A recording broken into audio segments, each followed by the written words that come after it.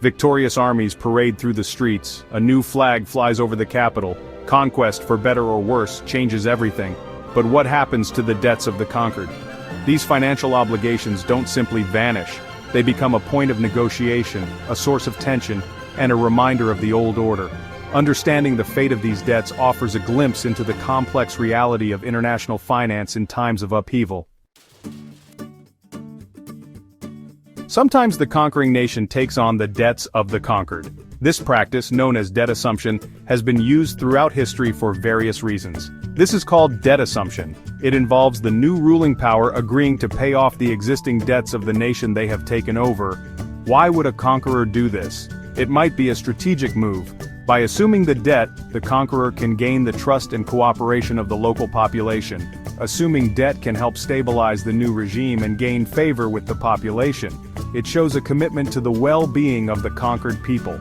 It can also be a way to secure control over valuable assets or resources. By managing the debt, the conqueror can influence economic activities and resource allocation.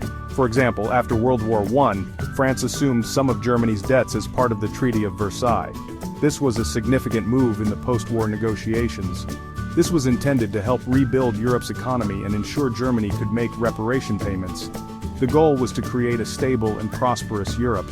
However, it also added to the financial burden on France and contributed to economic instability in the long run.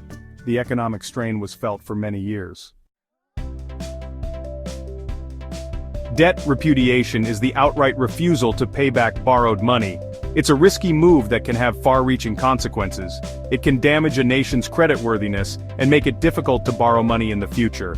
Investors lose confidence and the economy can suffer greatly. However, it might be seen as the only option in certain situations, especially when a country is facing extreme financial distress or political upheaval. After the Bolshevik Revolution in Russia, the new Soviet government repudiated all debts incurred by the Tsarist regime. This was a bold and controversial decision.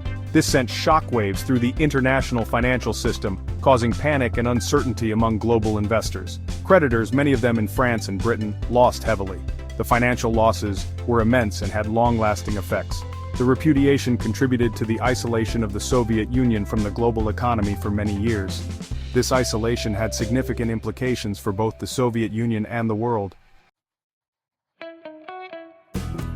In many cases, debts are neither fully assumed nor repudiated. Instead, they are often transferred to the new ruling power, which then takes on the responsibility of managing these financial obligations. This transfer process typically involves renegotiating the terms of the debt to better suit the new administration's financial strategies and goals.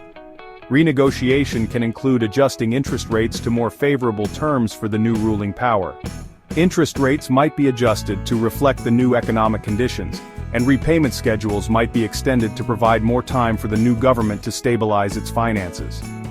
A historical example of this can be seen after the Spanish-American War. When the United States gained control of Cuba and the Philippines, they inherited a portion of the debts these territories owed to Spain.